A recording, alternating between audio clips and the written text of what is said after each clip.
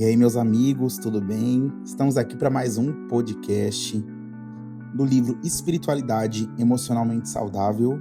Eu estou fazendo uma análise junto com vocês e um aprofundamento naquilo que está falando o livro Espiritualidade Emocionalmente Saudável. Nós estamos no episódio 5 e o tema de hoje é quando a espiritualidade começa a ferir pessoas.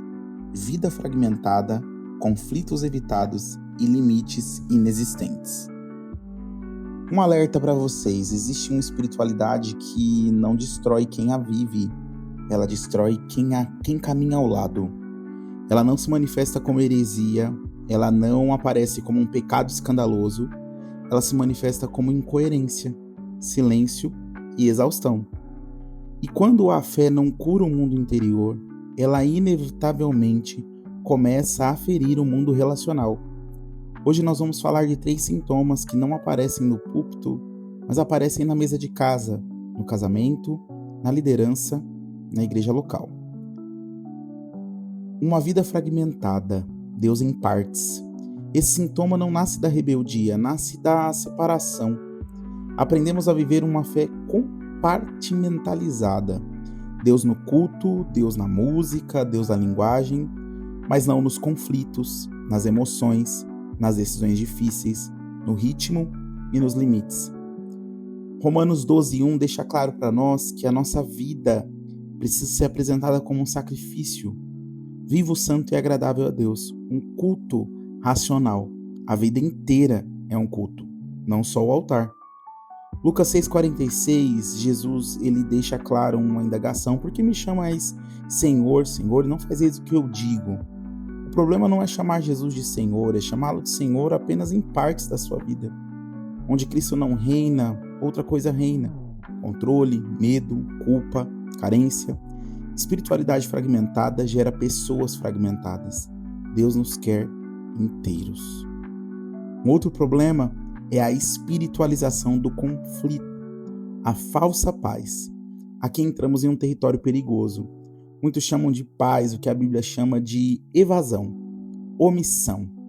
Alguns chamam de oração o que é um silêncio covarde. Vamos orar por isso vai se resolver. Ou chamam de sabedoria o que é medo de confronto. É mais sábio deixar isso para lá.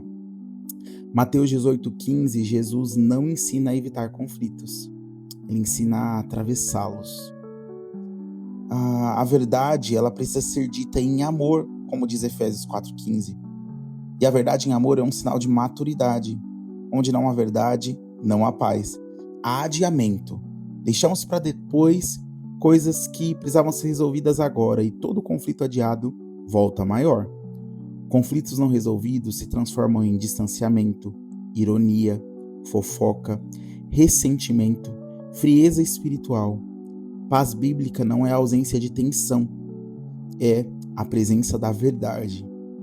Um outro problema que é muito comum em quem está emocionalmente doente, apesar de acreditar ter uma vida espiritual saudável, é viver sem limites, é um autoabandono. Você não pensa em você, você não olha para você. E esse sintoma é o mais celebrado. A gente acredita que é exatamente isso que Deus quer de nós, mas é o mais destrutivo. Confundimos amor com disponibilidade limitada, servir com se perder, entrega com exaustão. Provérbios 25:28 diz que quem não tem domínio próprio é como uma cidade sem muros. Marcos 1:35-38, Jesus se retira, descansa e diz não.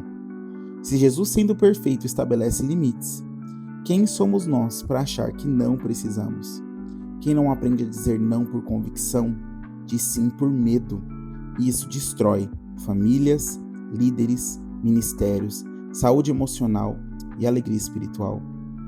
Veja a sequência. Você passa a ter uma vida fragmentada, e essa vida fragmentada, ela produz incoerência, porque você é uma coisa na igreja e outra coisa nas demais áreas da sua vida.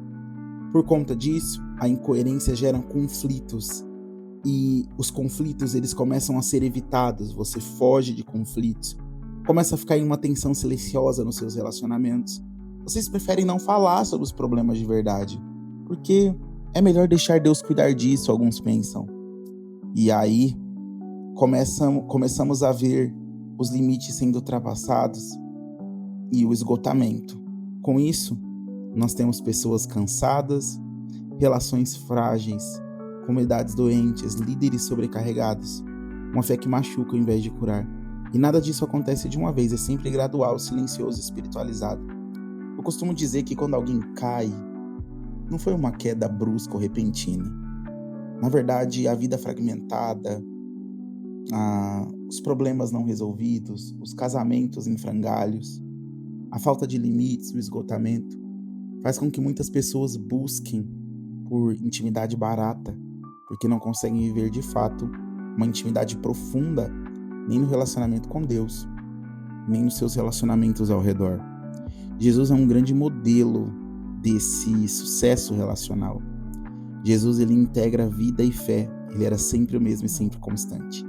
Ele confrontava em amor, ele se retirava sem culpa e ele amava sem se abandonar. Seguir Jesus não é ser sempre acessível, é ser fiel. E ser fiel é você saber exatamente o que Deus espera, o que Deus de fato quer de você. Amor sem verdade vira permissividade. Verdade sem amor vira dureza. Jesus sustenta os dois. Vamos para os caminhos de cura. Como que eu resolvo isso? Primeiro, Deus precisa fazer parte de toda a sua vida, não só no culto. Você precisa reconhecer Ele em todos os seus caminhos e Ele vai endireitar as suas veredas. Você precisa aprender a atravessar conflitos com maturidade. Confrontar não é atacar, é colocar as cartas na mesa. É falar aquilo que precisa ser falado sem medo e sem fuga. Estabelecer limites é um ato espiritual. Limites também glorificam a Deus. O não posso, o não dá, o agora não, o mais tarde eu resolvo isso com você. Para se priorizar é algo tão importante quanto servir a todos. Os limites é que tornam o nosso serviço tão fiel, eficaz e excelente. Agora pergunte a você, onde a minha fé não entra na vida prática? Que conflitos eu tenho evitado e chamado de paz? Onde, em que momentos eu estou cansado por não colocar limites? Quem está pagando o preço da minha espiritualidade não integrada? Será que é sua família, seus filhos, seu cônjuge, você? Vocês estão pagando um preço alto e levando um fardo pesado, quando Jesus tem um leve e suave. Essas perguntas não são para te acusar, mas são para trazer luz para você. Vamos orar? Pai, eu reconheço que minha espiritualidade nem sempre gerou vida nas relações. Ensina-me a viver inteiro. Cura a minha incoerência. Dá-me coragem para falar a verdade em amor. Ensina-me a amar sem me abandonar. Eu rejeito a fé que fere as pessoas e recebo a fé que reflete o coração de Cristo. Em nome de Jesus. Amém. Esse foi o episódio 5 do nosso podcast a respeito do livro Espiritualidade Emocionalmente Saudável. Esse livro tão poderoso que Deus inspirou Peter Scazzero a escrever. E se você quiser tê-lo fisicamente, você pode adquirir através do link que está disponível aqui na descrição. Deus abençoe vocês. É um prazer poder compartilhar essas verdades com vocês todos os dias e poder ver como isso tem feito barulho na vida de vocês é de fato gratificante. Deus abençoe vocês. Até o próximo episódio. Valeu!